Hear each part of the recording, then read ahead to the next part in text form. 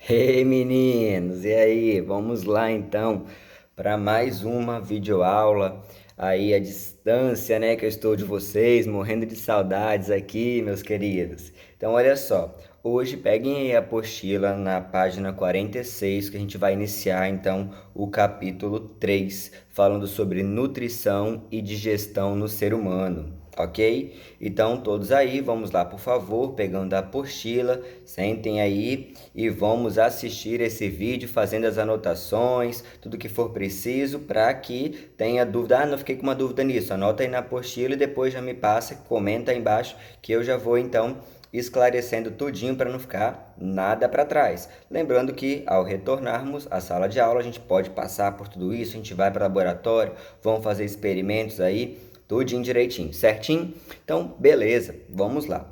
No capítulo 3 a gente começa aí com morte e vida severina, né?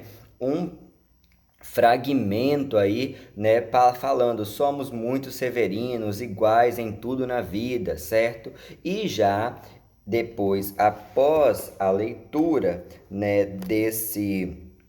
dessa parte aí, desse poema, a gente tem então uma pergunta lá no final da página 47, que ele vai me dar uma parte do poema na página 46 e vai me dar uma tela, né, dos retirantes de Portinari, aí já na página 47. Então ele vai meio que comparar essa parte do poema com essa obra de arte aí, Os Retirantes. E aí ele fala o seguinte, então: a fome e suas consequências ficam evidentes em várias passagens do trecho selecionado do poema. Escolha os versos que evidenciem a fragilidade do ser humano diante da realidade dessa região, da região Nordeste, né, onde a gente tem aí a seca assolando toda essa região, uma disponibilidade de alimento muito escassa, porque a gente tem dificuldade em produzir alimento. A gente vê aí na imagem, né, uma área extremamente seca, uma planta morta, aquele sol muito forte. Então, a ausência de água nessa região faz com que tenha uma dificuldade na produção de alimento, poucos produtores, né? Poucas plantas crescem aí nesse local, conseguem resistir a essas condições climáticas.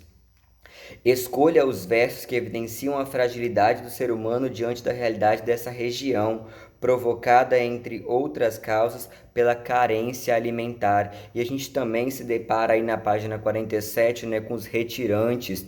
Então essa tela de Portinari aí mostra pessoas, né, passando fome, crianças muito magras com a barriga grande, provavelmente provocadas aí por tipos de verminoses, né? Idosos extremamente desfigurados, uma criança no colo que a gente não consegue nem observar a estrutura dela de tão pequena que ela se encontra, né? Então, qual é a parte do trecho do Morte e Vida Severina, que faz então uma referência e compara também a dificuldade encontrada aí e demonstrada por Portinari. Vocês fica a critério, né? Mas é claro que tem uma parte do texto do poema que fica bem evidente quando fala lá assim, ó: e se somos severinos, iguais em tudo na vida, morremos de morte igual, mesma morte severina, que é a morte que se morre de velhice antes dos 30. Olha essa parte. A morte que se morre de velhice antes dos 30, de emboscada antes dos 20, de fome um pouco por dia, de fraqueza e de doença, é que a morte severina ataca em qualquer idade e até gente não nascida. Então, essa parte aí do poema faz uma grande referência. Olha quando fala aí, ó, ataca em qualquer idade, até gente não nascida, mostrando então que as crianças já nascem com essa desnutrição pela carência alimentar. Fora, né, que em todas as idades. Então, quando ele destaca lá, ó, morrendo de velhice antes dos 30. Antes dos 30 nós não temos velhice, se a gente observa populações aí que têm uma alimentação adequada. A gente está aí saindo da adolescência, entrando na fase adulta antes dos 30, né? Então, quando a gente se depara com região Nordeste, e aí eles falam morrendo de velhice aos 30 anos, a gente já percebe o que? A carência, a deficiência alimentar que essas pessoas têm, e automaticamente o organismo não aguenta passar por tudo isso. Certinho? Então agora damos sequência lá na página 48, quando a gente começa a falar sobre os nutrientes. O nosso organismo precisa de muitos nutrientes, e esses nutrientes, como proteínas, lipídios, carboidratos, vitaminas, sais minerais, são provenientes através da alimentação, certo? Então eu vou depender diretamente da alimentação para que eu tenha esses nutrientes no meu organismo. Lembrando que a água também é um importante componente do nosso metabolismo, 70% da nossa massa corporal. E a água, ela também está presente nos alimentos. Eu devo consumir água? Sim. Eu tenho que tomar aí 2, 3 litros de água diariamente? Sim. Mas eu também vou absorver água quando eu estou me alimentando. Muitos alimentos são ricos em água, né? Então, quando você pega, por exemplo, uma melancia, é bem evidente essa grande quantidade de água que nós temos. E aí os nutrientes energéticos, né? Esses nutrientes energéticos, eles são classificados, os nutrientes são classificados entre nutrientes energéticos, nutrientes plásticos e nutrientes reguladores. Vamos falar um pouquinho sobre os nutrientes energéticos. O próprio nome já diz, nutrientes que vão fornecer energia. Isso já deixa claro para o nosso organismo. São os nutrientes aí que vão participar da nossa respiração celular. São aqueles nutrientes que vão ser quebrados lá no interior das nossas células, na mitocôndria, e vão ser transformados em energia pelo metabolismo, ok? Onde eu vou encontrar esses nutrientes? Os nutrientes energéticos, eles são principalmente os lipídios e os carboidratos. Os carboidratos a gente vai encontrar aí na massa, nas raízes, nos tubérculos, né? Raízes enterradas, caules enterrados, frutas e também em doces. Os carboidratos, o próprio nome já diz, carbo vem de carbono, O de oxigênio e I de hidrogênio, né? Então, são estruturas ao qual são formadas por carbonos, oxigênios e hidrogênios. A gente vai ver bem lá para frente quando a gente trabalhar com essas fórmulas moleculares, essas fórmulas químicas. Então, o carboidrato tem como exemplo aí simplesmente as massas, né? Quando os carboidratos, um pão, por exemplo, que você se alimenta, um macarrão, eles são consumidos, eles são destruídos agora no interior do nosso organismo, fragmentados, digeridos, formando então, liberando dentro do nosso organismo substâncias energéticas, nutrientes energéticos, açúcares, ok? Então, quando eu como esses alimentos, eu estou transformando eles em açúcar, eu estou transformando no meu organismo eles em fonte de energia. Por isso que os carboidratos engordam tanto, né, a gente. Também temos como componentes classificados aí como energéticos, nutrientes como classificados, os lipídios, que aí a gente tem então as gorduras, né? Onde eu vou encontrar as gorduras? Na carne vermelha eu encontro gordura, no leite integral, aquela nata que tem, aquilo é muito gorduroso, nos derivados dos leites, iogurtes, queijos e tudo mais. Ovos também são ricos em lipídios, além de sementes que são ricamente dotadas aí de lipídios, como castanhas, amendoim, e também eu vou possuir muitos frutos que têm lipídios, como o abacate e o coco. Lembrando que esses alimentos, mesmo sendo de origem natural, como as sementes, as frutas, elas possuem quantidades de gorduras muitas vezes boas para o nosso organismo, mas gorduras que também podem se acumular no nosso corpo, provocar danos à nossa saúde, então tem que ser alimentados, pode se alimentar deles, né? Mas a gente tem que seguir aí uma dieta mais balanceada, não é porque é uma gordura boa, mas que eu vou poder comer uma quantidade muito grande, então a gente também tem que tomar cuidado com essas substâncias. Só que Dentro dos nutrientes energéticos também pode se encaixar as proteínas. Não é comum a utilização das proteínas para a produção de energia no nosso organismo, mas em situações de emergência, por exemplo, eu posso utilizar, como por exemplo no trecho lá de Morte e Vida Severina e na tela de Portinari.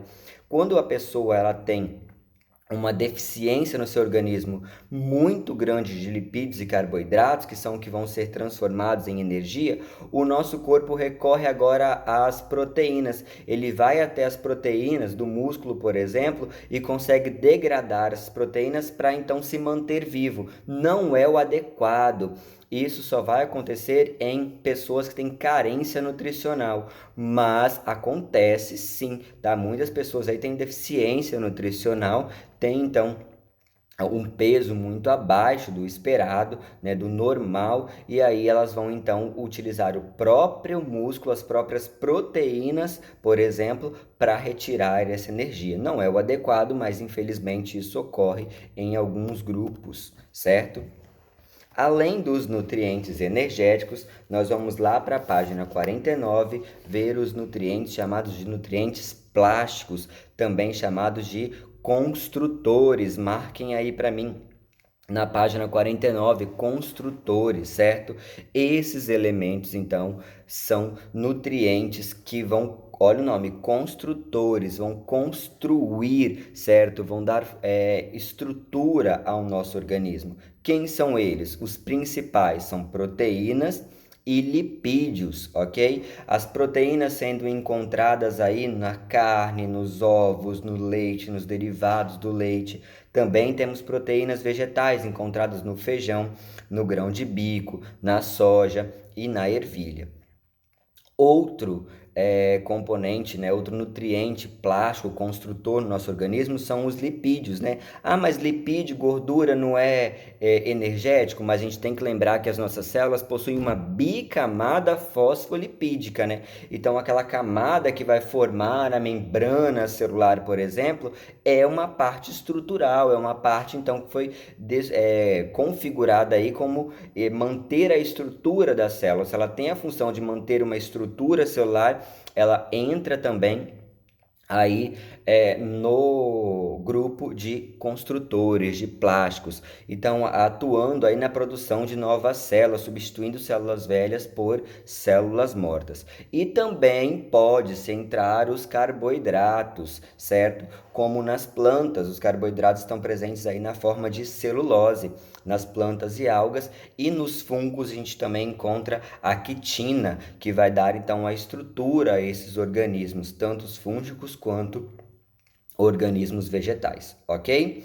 E no último grupo que a gente vai trabalhar então agora são os organismos chamados de, os nutrientes chamados de nutrientes reguladores. Olha o nome, regular o funcionamento do organismo, deixar com que o organismo funcione corretamente, de uma forma regulada. E quais são os representantes? As vitaminas e os minerais. A gente precisa de pouca quantidade de vitaminas e minerais no nosso organismo comparado com lipídios, carboidratos e proteínas.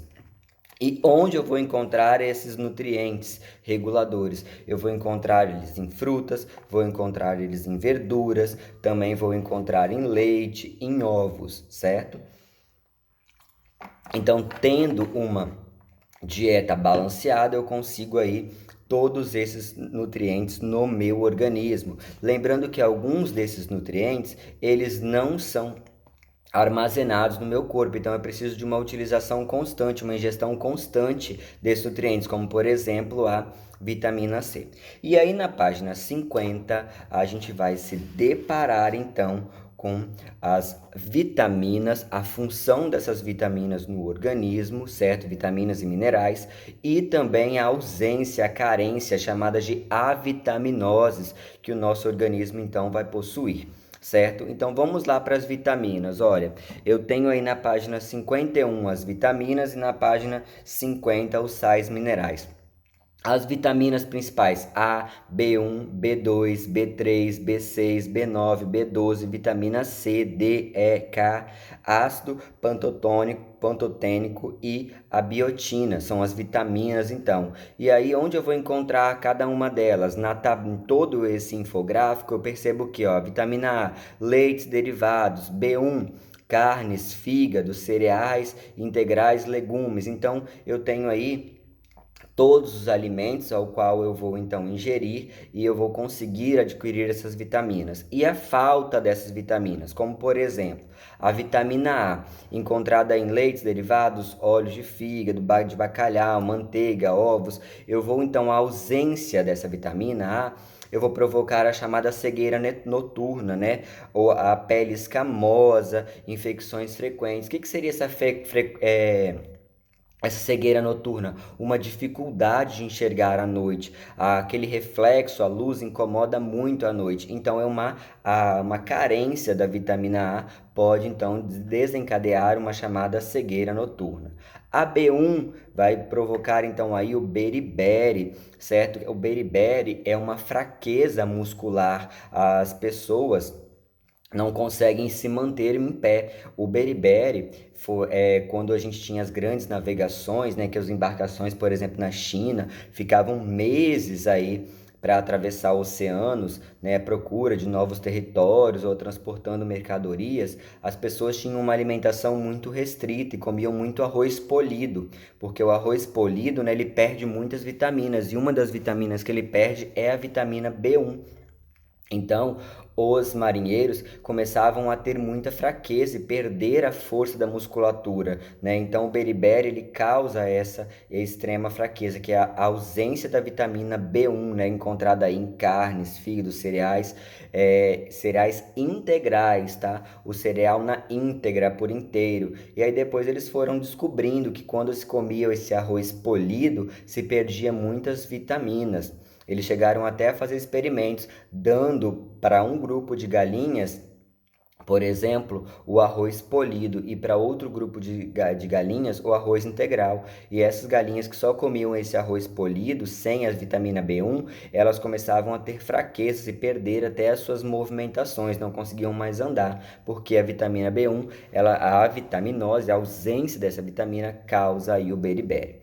Depois também temos a B2, que causa lesões na pele, a B3, que causa a pelagra, né, diarreia crônica, pele escamosa, a B6, alterações neurológicas, a B9, anemia e diarreia, a B12, anemia também, alterações neurológicas. Não vou ficar falando muito dessas vitaminas, que elas não são muito usuais, né? A gente não se fala muito delas, não são as principais que a gente comenta sobre elas e que nem vão ser cobradas aí nas provas e tudo mais. Depois temos também a vitamina C. Essa vitamina C ela é muito importante, tá? A gente tem que aí dar uma importância maior, encontradas nas chamadas frutas cítricas, também encontrada em folhas verdes. Então eu tenho aí limão, laranja, acerola, pitanga, né? Que são frutas muito comuns aqui na nossa região, que tem então vitamina C, que é o chamado ácido ascórbico.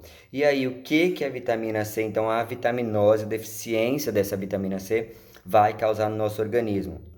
Ela causa o chamado escorbuto, que são lesões na nossa pele de cicatrização muito lenta. As lesões sangram muito. Se você jogar aí na internet pessoas que têm escorbuto, você vai vendo toda a gengiva da pessoa assim, ó, sendo destruída, sangrando muito, causando buracos aqui que chegam até a região da narina. Fica um buraco aqui nessa região. Então, é causada aí pela avitaminose, pela deficiência, pela carência de vitamina C. Lembrando que a vitamina C ela tem que ser consumida quase que diariamente pelo nosso organismo. Então é muito bom ficar atentos em relação à vitamina C, se eu estou colocando essas vitaminas C na minha dieta. Ou até mesmo tem gente que prefere, não gosto de laranja, não gosto de tomar suco, essas coisas, chupar frutas ou me alimentar dessas frutas, mas pode recorrer aí na farmácia aqueles tubinhos de vitamina C que vai tomando então e ajudando no controle dessa vitamina C, porque ela não é acumulada no organismo, então por não ser acumulada eu tenho que ter a ingestão aí para quase que diária dessa vitamina. Também temos a vitamina D, que é importantíssima aí no processo de calcificação dos ossos, né? E a vitamina D ela está presente aí em ovos, cereais, leites. Lembrando que quando você também toma o sol, você vai estimular a produção. Sol que vai tem que ser estimular, o sol que vai estimular a vitamina D não é o sol da manhã e não é o sol da tarde, é o sol em torno de meio-dia. Professor, mas eu vou ficar exposto ao sol de meio-dia, de 11 horas, meio-dia, 1 hora da tarde? Esse é o sol que vai, então, estimular a produção, desculpa, dessa vitamina D e auxiliando, então, nessa absorção do cálcio, deposição desse cálcio nos ossos.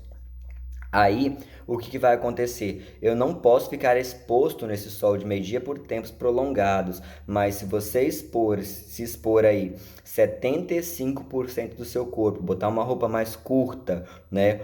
Roupas, os meninos tirando camisa, por exemplo, durante 10, 15 minutos, você não vai ter uma exposição grande ao sol, ok? Mas você vai conseguir estimular a produção dessa vitamina. Depois nós vamos também a vitamina E, né, que é o tocoferol. E aí eu vou encontrar ela em sementes, vou encontrar elas em folhas verdes, principalmente sementes oleaginosas.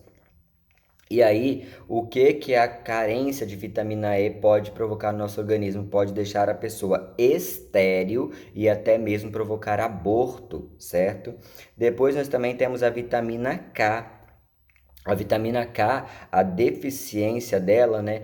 Quando você deixa de se alimentar de folhas verdes, cereais, e elas, lembrando que elas também podem ser sintetizadas pela nossa flora bacteriana intestinal aí, eu vou provocar hemorragias graves, tá? E sangramentos internos, então pode desencadear até a morte da pessoa. Depois nós também temos o ácido pantotênico, que vai provocar aí distúrbios no sono, fadiga, certo? E ele está amplamente distribuído na nossa dieta. E a biotina, que aí é quando eu me alimento de verduras, legumes e carnes, tá? Que também vão provocar aí náuseas, fadiga, depressão, entre outras, certo? Dermatite, até dores musculares. E os sais minerais? Os sais minerais a gente vai ter aí o sódio, encontrado junto do cloro, no cloreto de sódio, no nosso sal de cozinha, né? O próprio nome já diz cloreto de sódio, que aí vão evitar espasmos musculares, apatia. O cloro, por exemplo, previne contra cãibras, contra a perda de apetite. Eu também tenho ferro, que a carência do ferro vai então provocar aí anemia, e eu vou encontrar nas carnes, nos ovos, nos cereais integrais e também em alguns legumes, certo? Vai baixar minha resistência de infecções, o ferro. Eu também tenho potássio, que vai provocar fraqueza muscular, estando aí presente em carnes, leites e frutas. Eu tenho o cálcio, que aí pode provocar a carência deles numa descalcificação dos ossos, deixando nossos ossos bem frágeis, os nossos dentes também. Eu tenho o fósforo encontrado em leites, derivados e carnes, que eu vou ter então também uma perca da desmineralização óssea, perca de cálcio, né? Uma fraqueza eu vou tendo aí também. O iodo, que está encontrado aí em frutos do mar, e eu posso ter o bócio endêmico, o mau funcionamento da tireoide, quando a pessoa fica, né, com um bócio, é como se fosse um papo aqui muito grande que ela vai possuir. O flúor, que vai, geralmente, ele é inserido aí na, na nossa água, ok? Para fortalecimento, evitar dos dentes, né, evitando cáries, mas ele também pode ser encontrado em frutos do mar. O zinco, que vai retardar o crescimento da pessoa, está amplamente distribuído aí na nossa dieta, e o magnésio, presente em cereais integrais, que também podem provocar distúrbios no crescimento e também no comportamento do nosso organismo. Depois disso, então, nós vamos lá para a página 52, falar um pouquinho sobre a diferença dos macronutrientes e micronutrientes, certo? Então, os macronutrientes, encontrados aí como carboidratos, proteínas e lipídios, são substâncias mais complexas e eles geralmente são ingeridos em maior quantidade no nosso organismo. Os micronutrientes, quando a gente pega aí vitaminas e sais minerais, eles geralmente são ingeridos em menor quantidade. Lembrando que os macronutrientes, por serem macros, grandes, precisam passar por um processo de digestão. E os micronutrientes, eles não precisam passar por um processo de digestão. Só você se alimentando deles, eles já vão sendo ingeridos. Eles não precisam passar por uma quebra para a gente aproveitar essas substâncias agora, certo? E aí, nós vamos então falar um pouquinho sobre fibras vegetais, que eu tenho lá na página 52, né? Que são os carboidratos não digeridos, essas fibras vegetais. Então, essas fibras vegetais, elas vão quando eu me alimento dessas fibras, eu vou estimular a contração do meu tubo digestório. Eu vou fazer então com que a minha digestão fique mais eficiente, com que o meu peristaltismo, que é aquele movimento peristáltico que o nosso intestino vai, nosso tubo digestório vai empurrando o alimento, seja muito mais eficiente. Lembrando também que as fibras elas vão estar presentes em frutas e legumes, tá? E outra função muito importante das fibras é que elas conseguem reter água, então elas vão deixando o nosso bolo alimentar, quando chega no estômago, retendo muita água, dando uma sensação de saciedade. Então, ao comer fibras, eu consigo me sentir saciado mais rapidamente por um tempo mais prolongado, e por reter água, as fibras também auxiliam aí na formação do bolo fecal, não deixando as nossas fezes secas, rígidas, né? O que pode dificultar a saída delas. Então, deixa nossas fezes numa textura muito boa para que o nosso organismo consiga eliminá-las aí sem passar por nenhuma dificuldade, né? Então eu vou aumentar o volume das minhas fezes, acelerando esse trânsito intestinal, e aí eu não vou ter o intestino constipado, né? Que é entupido, assim vamos dizer. Então eu vou acelerando todo esse processo, certo? As fibras também ajudam a regular a absorção de lipídios e carboidratos no nosso organismo, né?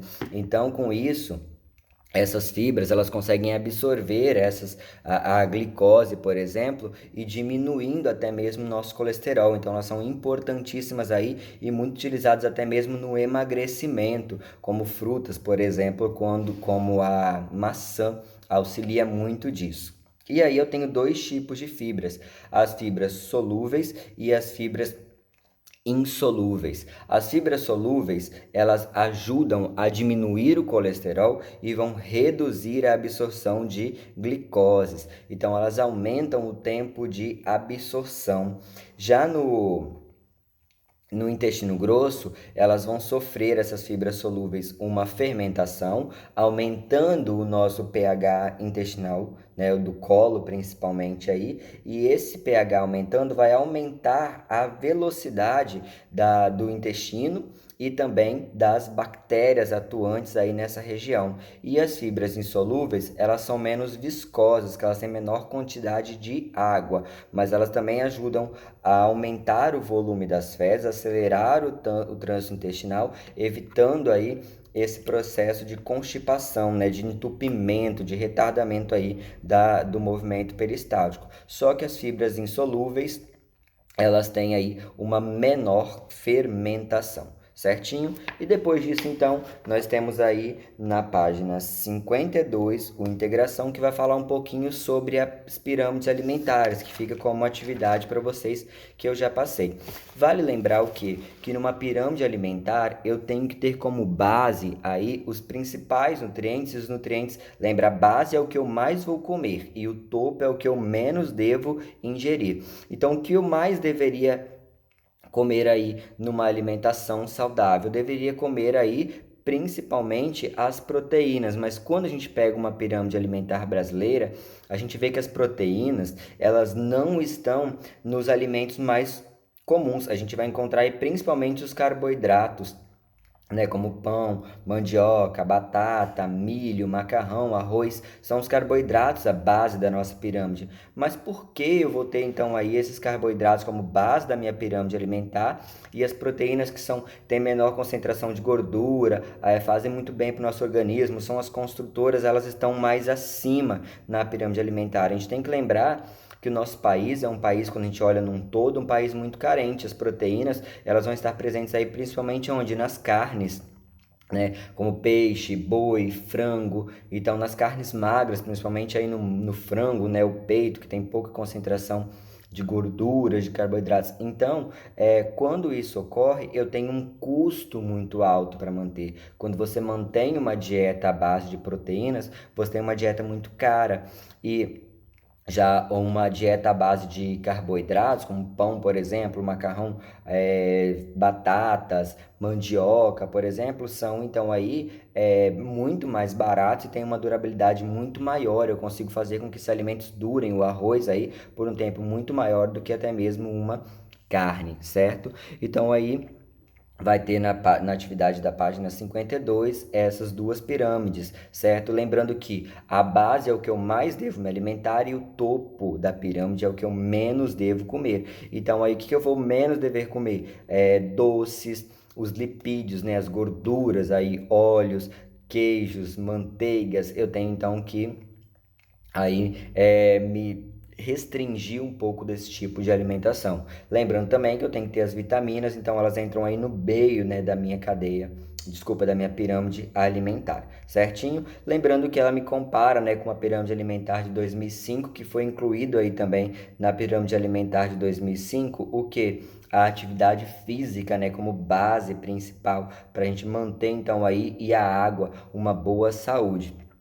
E a gente vê também que em 2005 foi feita uma alteração também dessa substância. Eu vou ver que na base da minha pirâmide agora também foram colocados aí, incrementados, azeite, por exemplo, óleos que o nosso organismo também precisa, mas é claro que em uma menor quantidade. Então ela deu uma mudada dessa pirâmide de 92 para a de 2005 e aí depois vocês vão fazer a comparação e eu vou fazer a correção dessa atividade com vocês, a análise dessas duas pirâmides. Certinho? Do mais, podem deixar o comentário aí embaixo tendo alguma dúvida e eu vou então ajudar vocês, certo? Façam uma leitura de tudo isso que eu expliquei para ver se não ficou nada aí para trás, ficou alguma dúvida. Se caso tenha ocorrido isso, você vai então comunicar aí através do e-mail ou pode deixar seu comentário no vídeo, certinho? Se cuidem, meus queridos. Grande beijo, tenho muita saudade de vocês e vocês agora façam as atividades aí propostas que eu me encaminhei por e-mail, certo? E depois eu posto o vídeo então com a correção dessas atividades.